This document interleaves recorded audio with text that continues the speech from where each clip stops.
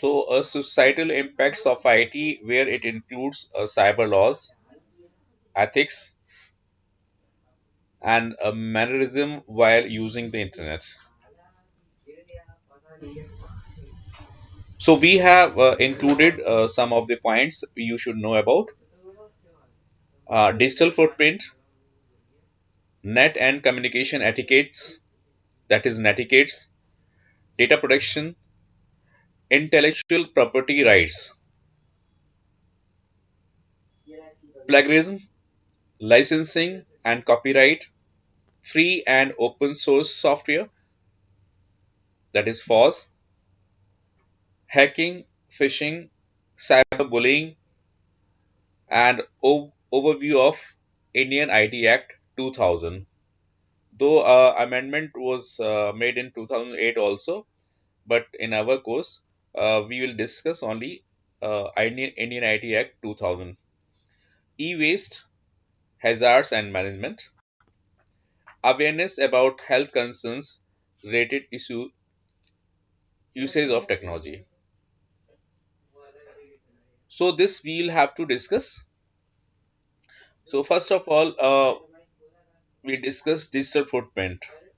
So what are the digital footprints? So whenever you navigate any website on internet or any online uh, shopping or online uh, forum, when you attend, what happens there, आप वहां पर कोई ना कोई जो है या तो लॉग इन करके जाते हैं या if you may be you type your email ID और यू टाइप योर नेम। तो यानी कहने का मतलब है कि जब when you walk on send kind of path, तो जैसे जैसे आप आगे बढ़ते हैं तो आपके जो पैरों के निशान बनते जाते हैं। Similarly as far as internet is concerned, so when you are in cyber space, तो जो भी आप यूज कर रहे हैं, जहां पर भी आप अटेंड कर रहे हैं, तो वहां पर आपकी अटेंडेंस जरूर लगती है। So a digital footprint is a trail of data you create while using the internet. It includes the websites you visit, emails you send, and information you submit online. तो ये सारी चीजें comes under digital footprint.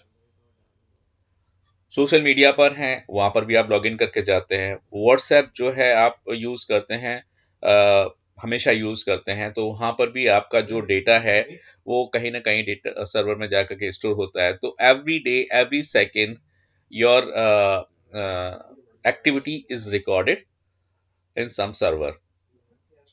तो इसको हम बोलते हैं digital footprint.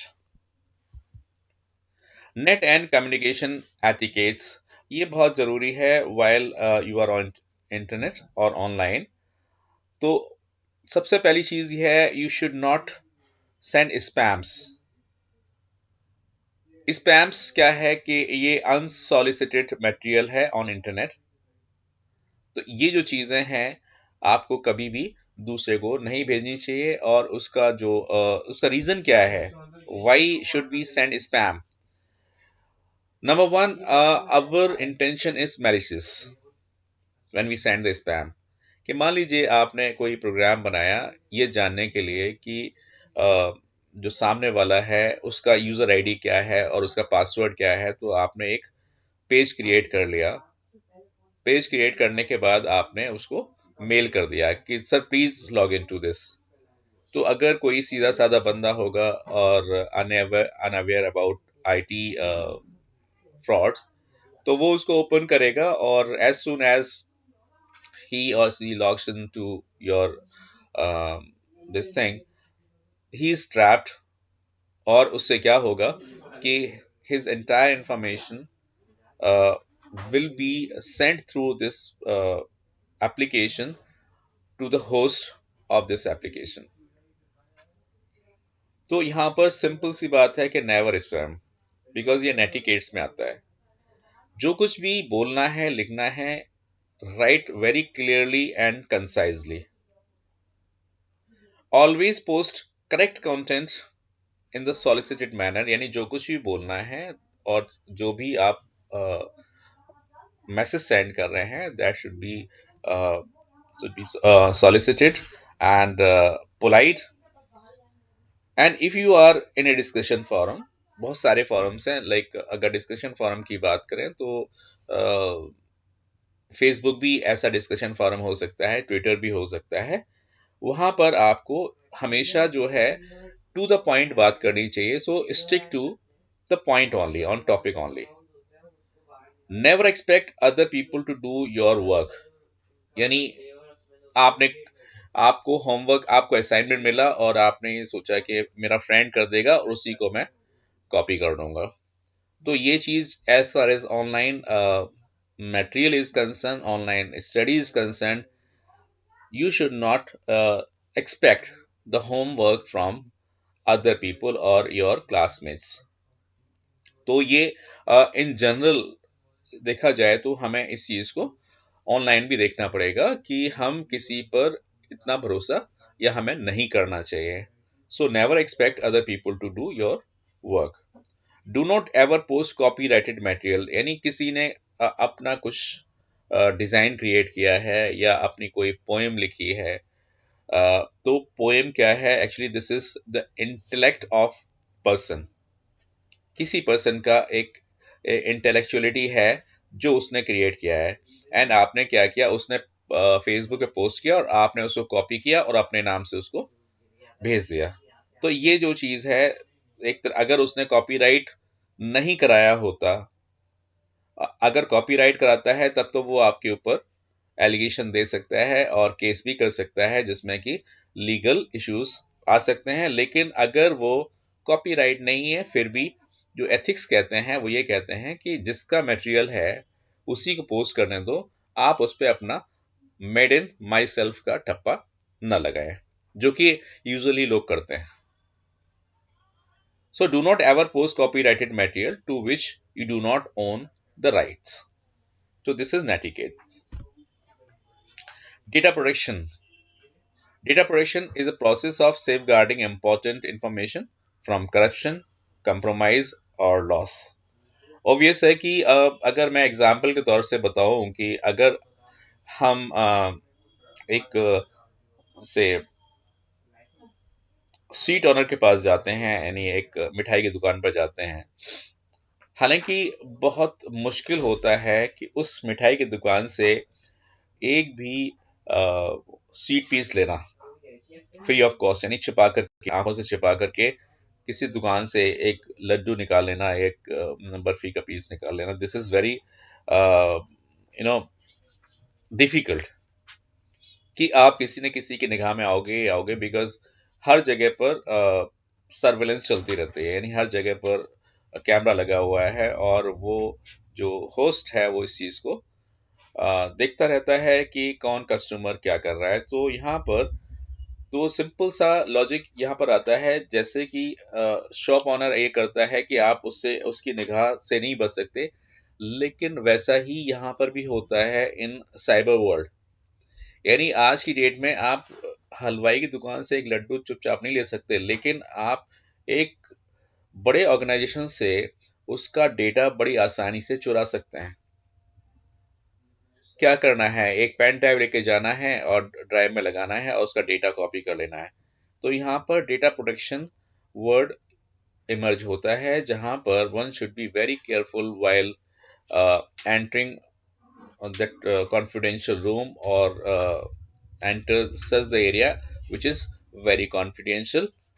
तो यहाँ पर जो ओनर है एंड जो जो यू कैन से गेस्ट है, उन दोनों को ही इस चीज का ध्यान रखना पड़ेगा डेटा प्रोटेक्शन का, कि कोई भी डेटा आपका चुरा ना सके और या आपकी दुकान से कोई भी वो सामान ले ना सके, और जो गेस्ट है उसको भी ये एथिक्स एंड एटिकेट्स यूज करने पड़ेंगे कि अगर वो ऑनलाइन है तो किसी का डेटा बिना परमिशन के वो ना ले। So this all will come under netiquettes. And data protection के लिए बहुत सारे फायरवॉल्स वगैरह लगे हुए हैं। तो अगर फायरवॉल्स नहीं है तो वहां पर आप ये डेटा थेफ्ट हो सकती है, तो वहां पर डेटा प्रोटेक्शन की बहुत ज़रूरत होती है, तो your data should be protected and आपको ये ध्यान रखना पड़ेगा कि जो डेटा आपका है कोई और उसको ना ले सके until and unless you wish to give. Intellectual property rights means कई बार यानी हमारे क्लास में भी बहुत सारे स्टूडेंट्स हैं, बहुत अच्छा डिजाइन करते हैं, बहुत अच्छा लिखते हैं, तो वो एक्चुअली क्या है, this is there intellectual property. यानी किसी ने कोई डिजाइन बनाया तो वो उसका अपना माइंड क्रिएशन है और वो उसकी इंटेलेक्चुअल प्रॉपर्टी है। तो intellectual property refers to the creation of the intellect, like आपने किसी को नाम दिया, कोई फनी नेम दिया जो कि आपके दिमाग की उपज है, यानी क्रिएशन ऑफ समवन, या कोई इन्वेंशन किया है, किसी ने इन्वेंशन किया है, तो वो उसकी इंटेलेक्चुअल प्रॉपर्टी है। चाहे लिटरेरी हो या आर्टिस्टिक वर्क हो, सिंबॉलिक नेम्स हो, इमेजेस हो एंड डिजाइंस हो used in commercial aspects are the part of it. यानी चाहे वो कमर्शियल, जैसे ई कॉमर्स है, ई कॉमर्स में हमने ऑनलाइन शॉपिंग का एक पोर्टल तैयार किया। अब if somebody copies the content of your online portal and creates its own, this is called violation of IPR। कि किसी के द्वारा क्रिएट किया हुआ जो मटेरियल है उसको आप अपना नाम न दें, because this is one's intellectual property right. Two branches of intellectual property are: number one, industrial property, which includes inventions, trademarks। कि भाई किसी ने अपनी कंपनी का ट्रेडमार्क बनाया और दूसरी पड़ोस की कंपनी ने उस ट्रेडमार्क को अपना बना लिया, यानी उसने पहले अपना पेटेंट करा लिया, दिस इज माय ट्रेडमार्क। तो ऐसा नहीं होना चाहिए इंडस्ट्रियल प्रॉपर्टी में। This includes inventions, trademarks, industrial designs and commercial names extra. बहुत सारी चीजें होती हैं कि जो कंपटीशन जहां चलता है वहां पर ये चीजें, दीज थिंग्स आर इनएविटेबल, ये पॉसिबल है, तो ये होना नहीं चाहिए as far as your cyber world is concerned. Copyright which includes artistic work like novels, poem designing, poem creation, films, musical drawings. ये चीज हम आज की डेट में बड़ी आसानी से देख सकते हैं कि अगर कई बार आपने देखा होगा कि बॉलीवुड में किसी ने किसी मूवी का पार्ट अपनी मूवी में इंक्लूड कर लिया और उसने उससे परमिशन नहीं लिया, तो बड़े बड़े केसेस हो जाते हैं, लीगल केसेस सामने आ जाते हैं। तो ये सारी की सारी चीजें comes under intellectual property rights. इसमें आप किसी और का क्रिएशन अपना बनाने की कोशिश करते हैं, तो वो वहां पर violation of intellectual property rights का वायलेशन होता है। प्लेगिज्म, इसका मतलब वही सेम है कि किसी ने एक पोएम लिखी किसी के लिए या अपने फ्रेंड के लिए, कोई पोएम लिखी और उसने शेयर किया। उस फ्रेंड ने क्या किया कि उसे अपना नाम दे करके आगे बढ़ा दिया, अब अपने कोई बिलव्ड वन उस पे अप्लाई कर दिया। तो ये जो है प्लेगियरिज्म कहलाता है। Is copying someone else's work and then pretending as if it's one's own work. यानी मैंने की दूसरे के कंप्यूटर में देखा, दूसरे की फाइल को पढ़ा और उस फाइल को लेकर कॉपी करा लिया और मैंने उसको अपना नाम दे दिया कि written by so and so. तो दिस इज प्लेगियरिज्म। तो ये चीज भी नहीं होनी चाहिए कि कुछ भी लिखा और उसने आपने उसको अपना बना लिया। So this is not ethical.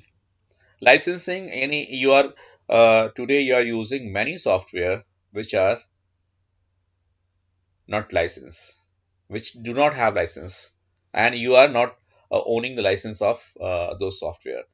For example, Microsoft Office, Microsoft Word या विंडोज, माइक्रोसॉफ्ट विंडोज, ये सारे सॉफ्टवेयर जो हैं आप बड़ी आसानी से प्रिक्योर कर लेते हैं अपने सिस्टम के लिए, बिकॉज जहां तक सॉफ्टवेयर की बात आती है, कितने तरीके का सॉफ्टवेयर होता है कि हम किस तरह से सॉफ्टवेयर को प्रिक्योर कर सकते हैं। तो सॉफ्टवेयर को प्रिक्योर करने के लिए दो चीज़ें तो आपको हमेशा ध्यान में रखनी चाहिए। एक तो सॉफ्टवेयर जो है शेयरवेयर होता है, जिसका मतलब ये है कि जो software companies provides free of cost for limited period, like 4 days का आपको ट्रायल पीरियड दे दिया, या 1 वीक का ट्रायल पीरियड दे दिया, 15 डेज का ट्रायल पीरियड दे दिया, and after trial period you will have to buy. तो आज हम क्या करते हैं कि जो ट्रायल पीरियड है उसमें हम इसका क्रैक निकालना शुरू कर देते हैं। तो अगर कई बार क्रैक सक्सेसफुल होता है, कई बार क्रैक सक्सेसफुल नहीं होता है। अगर सक्सेसफुल नहीं होता है तो उसमें बहुत सारी कमियां और फ्लॉ दिखाई देने लगते हैं। तो हमेशा इस चीज का ध्यान रखिएगा कि if you are using the licensing software, you will face no problem at all, and if you are using illegal version of the software, then you should be ready to be punished or some penalty। तो हमेशा जहां तक software की बात है वो लाइसेंसी software ही होना चाहिए। अच्छा, दूसरा सॉफ्टवेयर, ये तो शेयरवेयर बताया, दूसरा मैंने बताया एक प्रोपराइटरी सॉफ्टवेयर। प्रोपराइटरी सॉफ्टवेयर आपको ये परमिशन भी नहीं देता कि आप उसको कुछ दिन यूज करके देखें। वो सीधा बोलता है कि you first pay then use, and this is your proprietary software. So shareware software, proprietary software, and third one is open source, which is coming our next slide. Next slide. This is copyright. The copyright is a kind of intellectual property, and that gives its owner an exclusive right to make copies of the creative work। यानी जो जो भी उसने patent कराया है, जो copyright है, he has the right to distribute it। बाकी अगर मेरा राइट है, मेरा कॉपीराइट है, तो मैं किसी को भी दे सकता हूं, लेकिन जिसको मैंने दिया है वो उसको आगे नहीं डिस्ट्रीब्यूट कर सकता। तो this is because that product has copyright, and उस पर मेरा कॉपीराइट है। तो मैं जिसको दूंगा उसको एक्सेप्ट करना चाहिए, लेकिन वो उसको ये राइट नहीं है कि वो फर्दर उसको रीडिस्ट्रीब्यूट करे। तो this is copyright, and this is free and open source. अब यहाँ पर देखिए, यहाँ बहुत सारे सॉफ्टवेयर आइकन्स दिखाई दे रहे हैं। ये सारे के सारे फ्री सोर्सेज हैं, यानी इनको आप मॉडिफाई कर सकते हैं, इनमें चेंजेस ला सकते हैं और इसको फर्दर रीडिस्ट्रीब्यूट भी कर सकते हैं। जैसे कि यहाँ पर मोंगो डीबी दिखाई दे रहा है, this is Mongo dB. Mongo dB जो कि अपने लास्ट ईयर तक था लेकिन अब नहीं है, तो ये डेटाबेस के लिए यानी नो एसक्यूएल की तरह से वर्क करता है। बिकॉज अब नो एसक्यूएल हमारे कोर्स में अभी था, लेकिन क्योंकि उसका स्कोप बहुत बड़ा है इसलिए अपने कोर्स में से हटा दिया गया, जिसको हम एसक्यूएल की जगह नो एसक्यूएल बोलते हैं। यानी उसके अंदर आप क्वेरीज भी चला सकते हैं और उसके साथ साथ ऐसा डेटा भी होता है जिसपे क्वेरी अप्लाई नहीं होती, दैट इज नो एसक्यूएल। और उसका सबसे बड़ा एग्जांपल है MongoDB, which is not in our course right now। This is WordPress icon, WordPress जिसमें कि हम वेबसाइट्स बनाते हैं।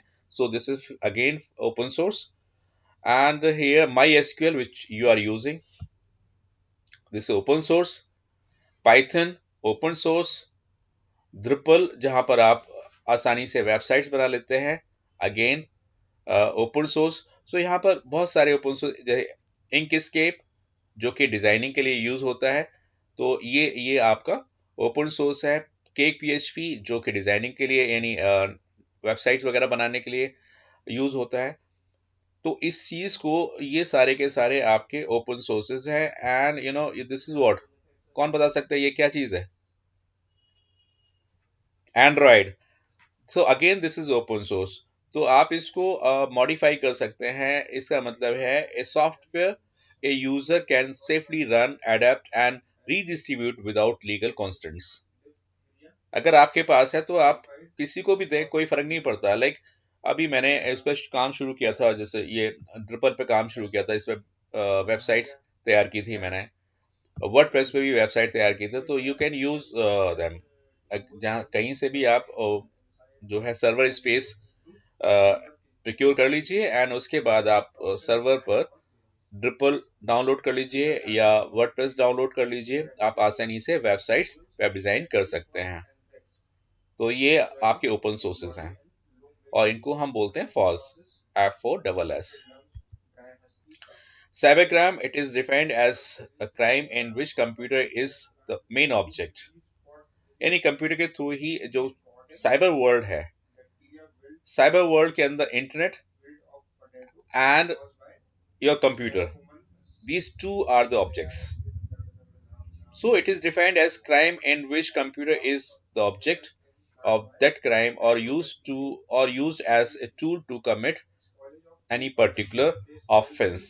So cyber crime के लिए जो बेस होता है वो ऑब्वियसली कंप्यूटर ही होगा, कंप्यूटर होगा एंड इंटरनेट होगा. सो this is called cyber crime.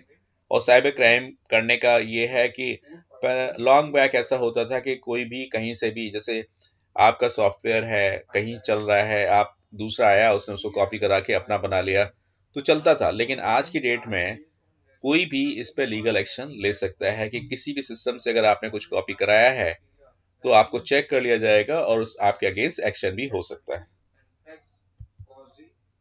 Cyber law is a generic term which refers to all legal and regulatory aspects of internet and world wide web.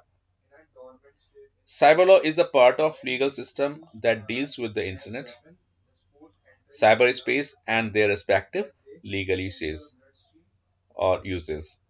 Cyber law covers a fairly broad area encompassing several subtopics including freedom of expression, access to and usage of the internet and online privacy. So cyber law यहाँ सब जगह पर काम करता है और cyber law का एक कंप्लीट कोर्स अवेलेबल है at university level. Cyber law में आपके जो आप कई बार ऐसा होता है कि हम लोग भी जो है ना जब मैसेज करते हैं व्हाट्सएप पे भी मैसेज करते हैं तो कई बार हम बड़ा गंदा लिख देते हैं जो कि अनपार्लियामेंट्री होता है. लेकिन आपके पास इसके लिए लीगल एक्शन लेने के लिए आपको राइट है कि किसी ने भी व्हाट्सएप मैसेज आपको किया है और वो लीगल नहीं है, आप समझते लीगल नहीं है, तो साइबर जो एक्ट है उसमें जाकर के इस चीज़ को पढ़िएगा कि आप कितनी बड़ी पेनल्टी उसको देनी पड़ सकती है. तो साइबर लॉ के लिए आपको आईटी एक्ट का पढ़ना जरूरी है. तो आईटी एक्ट के अंदर डिफरेंट जो आर्टिकल्स हैं उन आर्टिकल में आप किसी को भी पेनल्टी दिलवा सकते हैं, इम्प्रिजनमेंट दिलवा सकते हैं. Like hacking. Hacking refers to gaining unauthorized access to a network or computer or digital files with an intention to steal or manipulate data, to steal or information or to malware installation. यानी what happens in hacking? Hacking means किसी भी system को जिसके लिए आप authorise नहीं हैं उसके अंदर उसको पेनिट्रेट कर लेना और उसकी इंफॉर्मेशन को स्टील कर लेना, ये हैकिंग होती है. बिकॉज उसके आपके पास इसकी परमिशन नहीं है. लेकिन हैकिंग के अंदर भी दो चीज़ें होती हैं. एक होता है वाइट हैट हैकर, दूसरा होता है black hat hacker. Black hat hacker का मतलब ये होता है कि वो लॉफुल नहीं है, बट वाइट हैट हैकर जो है वो लॉफुल है. क्योंकि कई जो कंपनीज हैं, ऑर्गेनाइजेशंस हैं, अपने यहाँ हैकर रखते हैं. क्यों रखते हैं? सो दैट उनके जो सिस्टम हैं वो सेफ रहें और अगर कभी किसी तरीके से उनके सिस्टम हैक हो जाते हैं तो वो हैकर उस हैक्ड सिस्टम को रिकवर करें और उसको उसकी जो सिक्योरिटीज है और उस और ज़्यादा स्ट्रॉन्ग करें. ये हैकिंग का मतलब है. यानी हैकिंग दोनों तरीके से काम कर सकता है, नेगेटिव भी पॉजिटिव भी. पॉजिटिव का मतलब है यानी in favour of the organisation, this is positive. Negative का मतलब है you are illegally approaching other system, this is the issue. Phishing. Phishing is an attempt to acquire sensitive information such as usernames, passwords, or other credentials and credit card details by masquerading as a trustworthy. यानी जब आप कोई भी fishing की बात करते हैं तो फिशिंग को आप इस तरह से एग्जाम्पल ले सकते हैं कि जैसे जब आप फिशिंग करने जाते हैं तो जो फिशरमैन है वो ये सोच के तो नहीं जाता कि इस पॉन्ड की या इस नदी की जितनी भी जो फिशेस हैं वो उसकी अपनी है, ऐसा सोच के नहीं जाता. या फिशेस भी ऐसा नहीं सोचती कि हर एक कोई फिशरमैन आएगा और मैं उसकी होके चली जाऊंगी या वो मुझे ले जाएगा, ऐसा तो नहीं हो सकता. तो फिशिंग का सीधे सीधे मतलब है कि फिशरमैन जो है दाना तो डालेगा, यानी ऑफर्स तो देगा कि भाई आइए और खाइए और फंस जाइए, लेकिन जो फिश है वो इस चीज को नहीं समझती कि इसको खाते ही मेरे साथ क्या होने वाला है। तो ये जो स्पैम्स हैं, spams are basically meant for phishing. तो वो जो आपके पास इंफॉर्मेशन आती है थ्रू ईमेल, उसमें कई जगह पर ऐसे लिंक्स होते हैं जिनको आप क्लिक कर देते हैं और जब वो कुछ इंफॉर्मेशन आपसे मांग लेता है और वहां पर आप फंस जाते हैं। तो this is kind of fishing. आप जैसे कि आप किसी बैंक में कोई ट्रांजेक्शन करने जा रहे हैं और आप सपोज करिए कि आईसीआईसीआई बैंक में आपको ऑनलाइन ट्रांजेक्शन करना है, तो जैसे ही आपने कहा ICICI.com, तो पता चला कि उसमें छोटी सी गड़बड़ हो गई, आईसीआईसी की जगह पर ICCI कर दिया। तो क्या होगा, इस वर्ड को दूसरी साइड कैप्चर करेगी और same interface will appear on your screen, where this interface will work as if it is true ICICI interface। और आप क्या करेंगे, भूल में आकर के बिना उसको चेक किए हुए अपने क्रेडेंशियल्स उसमें फिल कर देंगे, and in that case what happens, these credentials will go to the host or the hacker, और वो वहां पर जो बंदा है वो ट्रैप हो जाएगा, और वो जैसे ही उसका पासवर्ड जाएगा, तो सबसे बड़ी चीज ये होती है कि आज की डेट में हर इंसान जो हैकर है वो पैसे के लिए काम करता है। तो अगर उसने आपका पासवर्ड या आईडी थ्रू फिशिंग अगर ग्रेस्प कर ली या प्रिक्योर कर ली या सीज कर ली, तो ये मान लीजिए कि बहुत बड़ा नुकसान हो सकता है। So be very careful while phishing is going to take place. ये देखिए, ये जो आपको पिक्चर दिखाई दे रही है कि फिशिंग किस तरीके से चल रही है, धीरे से, यानी ये जो सोशल जो फिशिंग है वो कुछ इस तरह से होती है कि जैसे आपका फ्रेंड है, आपका फ्रेंड आपका पासवर्ड देख ले, पासवर्ड देखने के बाद फिर वो आपके आईडी पर और आपकी ईमेल यूज कर ले, या आपकी जो फेसबुक वगैरह है वो यूज कर ले। तो ये सब सारी चीजें फिशिंग कहलाती हैं। Cyberbullying क्या है? This is very important as far as internet is concerned, because there are so many social media sites where a person logs in और कई बार फंस जाता है। जैसे आप इसको देख रहे हैं कि cyberbullying occurs when someone uses the internet, cell phone, email, instant messaging, chat rooms, और social networking sites such as Facebook, Twitter, etc.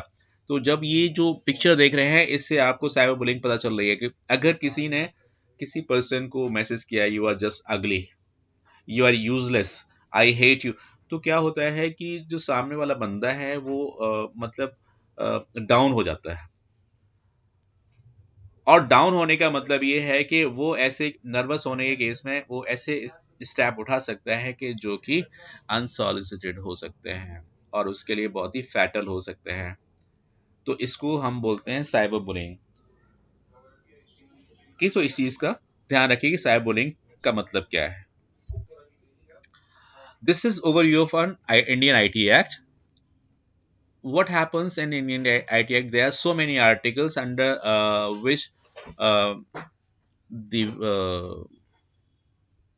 intruders can be penalized, and इसमें कई सारे विक्टिम्स बन सकते हैं, और उन विक्टिम्स जो विक्टिम्स हैं उन विक्टिम्स को सहूलियत या हेल्प करने के लिए आईटी एक्ट बहुत हेल्प करता है।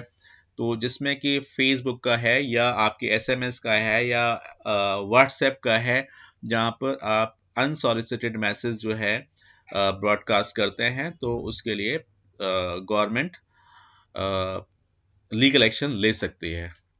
और क्योंकि पहले क्या होता था कि किसी ने कोई क्राइम किया, साइबर क्राइम किया, तो कोई बात नहीं, जो इंडिविजुअल ग्रुप्स हैं ये उसको हैंडल करते थे, या उसके लिए जो पेनल्टी है वो डिसाइड करते थे। लेकिन अब हर चीज जो है is under governments hand, government इस चीज को देखती है। सो आईटी एक्ट 2000 में ये स्टार्ट हुआ था, और जो सेकेंड अमेंडमेंट रहा 2008 में हुआ है।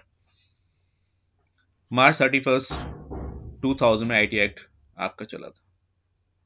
द पर्पस क्या है? इस prime objective is to provide legal recognition to e commerce. Basically e commerce पे, यानी जहां पर क्रेडिट कार्ड वगैरह फ्रॉड होते हैं वहां पर ही ये चीजें होती हैं। और कई बार कंपनीज जो है आइटम कुछ और दिखाते हैं, भेज कुछ और देते हैं, तो वहां पर जो है ये आईटी एक्ट डिप्लॉय किया गया है। E waste hazards and management. E waste क्या है कि हर घर में जो है टीवी होते हैं, हर घर में मोबाइल होते हैं, हर घर में जो है लैपटॉप वगैरह भी हैं और माउस वगैरह भी हैं। तो कई बार ये जो है ऑब्सलीट हो जाने के बाद खराब हो जाते हैं, तो क्या करते हैं लोग, इसको फेंक देते हैं या कूड़ादान में डाल देते हैं। तो कूड़ादान में डालने का मतलब ये है कि वो वेस्ट तो है, लेकिन उसका जो मैनेजमेंट है बहुत ज़रूरी है। Because what happens in this case, e-waste is made up of deadly chemicals such as lead, cadmium, beryllium, mercury, and brominated flame retardants. Then what happens in this case, अगर आप इन सारी चीज़ों को यूज़ करते हैं, जैसे आप यहाँ पर आप जो पिक्चर देख पा रहे हैं, ये सारे के सारे कार्ड्स हैं, जिसमें जो डिस्प्ले कार्ड्स भी हो सकते हैं और कुछ नेटवर्क कार्ड्स भी हो सकते हैं। तो इनमें होता क्या है कि जो mercury and brominated flame retardants हैं, कि इनको अगर आप मतलब एक्सपोज टू हीट करेंगे तो ये बहुत जल्दी जलना शुरू हो जाएंगे। तो इनसे ये जो ई वेस्ट है, इसको आपने करना क्या है, इसको मैनेज करना है। ये जरूरी नहीं हर जगह आप फेंक दें।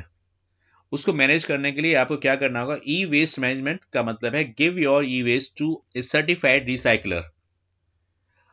सर्टिफाइड रिसाइकलर्स होते हैं जो इनको आपसे लेते हैं और उसको रिसाइकिल करके उसका यूसेज बनाते हैं।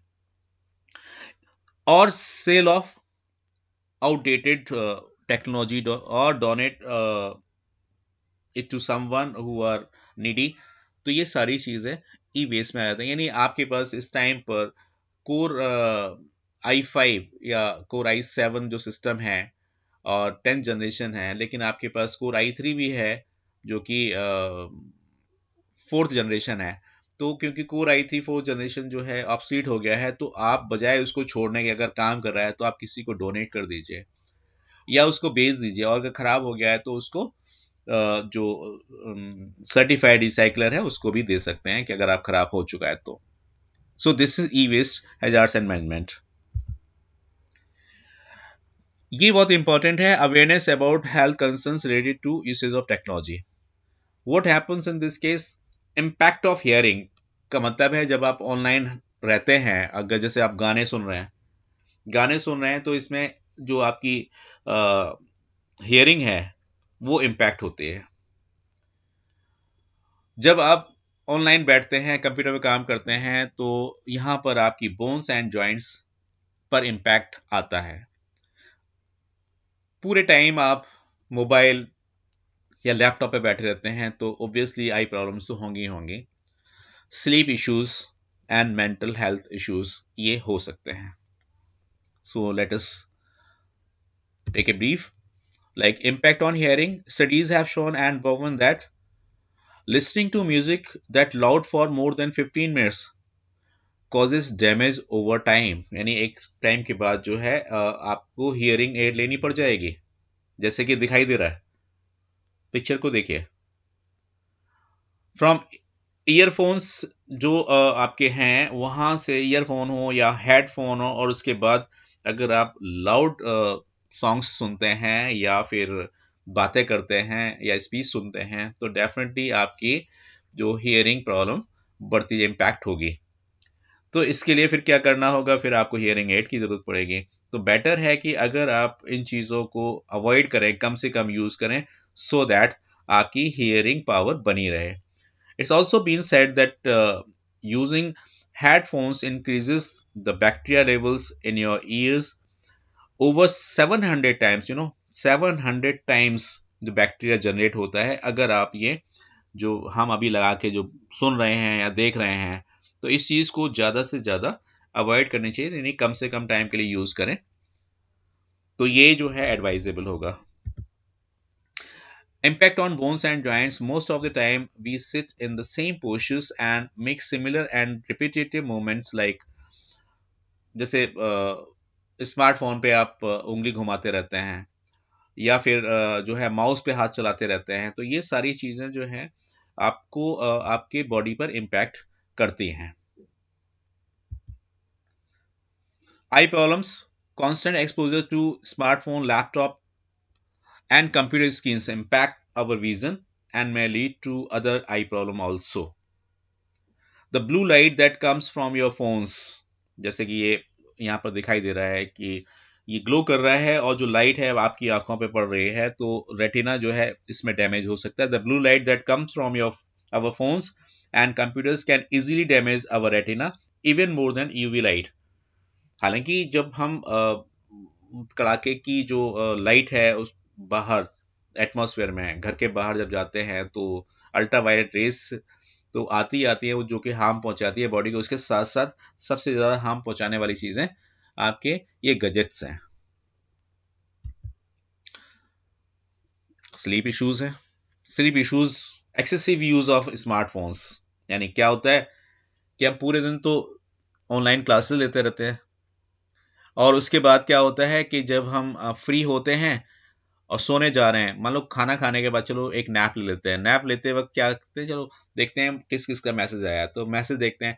तो नैप का टाइम सपोज 1 आवर है, आपने डिसाइड किया हुआ है, लेकिन अगर आपने मोबाइल खोल लिया तो वो किसी किसी दिन ऐसा होता है कि it consumes lot of time, कि आप मतलब कन्वर्सेशन चल रहा है, हंस बोल रहे हैं, तो उसमें जो है आपका जो नैप टाइम है वो भी कंज्यूम हो जाता है.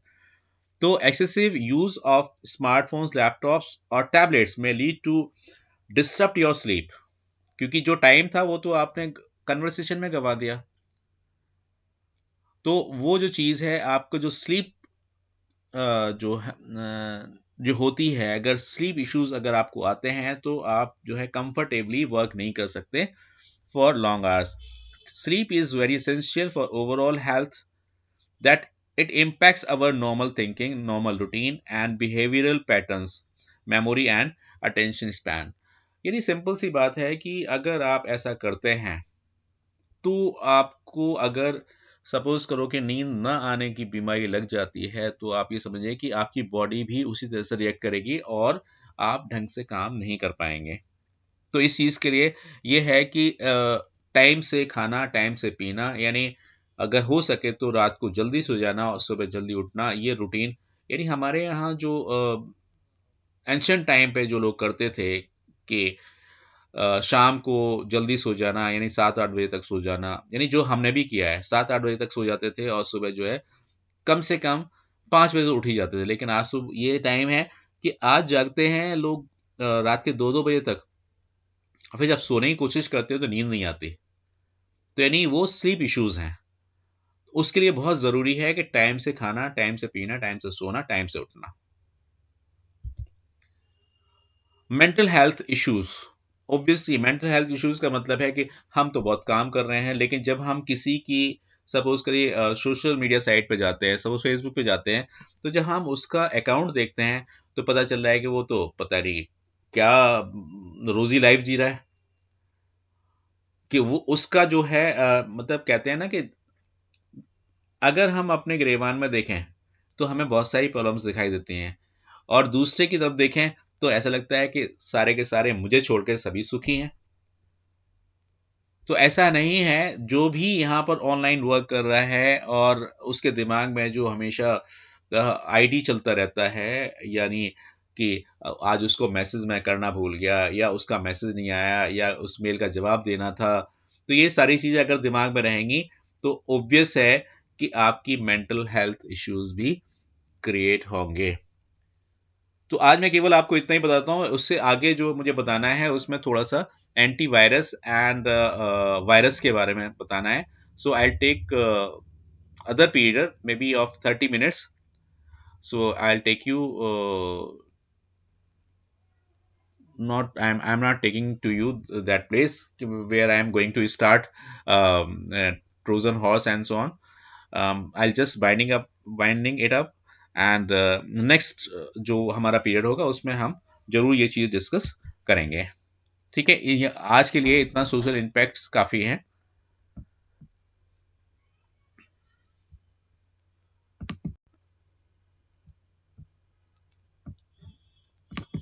होप आपकी समझ में ये चीज़ आ गई। ठीक है, क्योंकि ज़्यादा कोई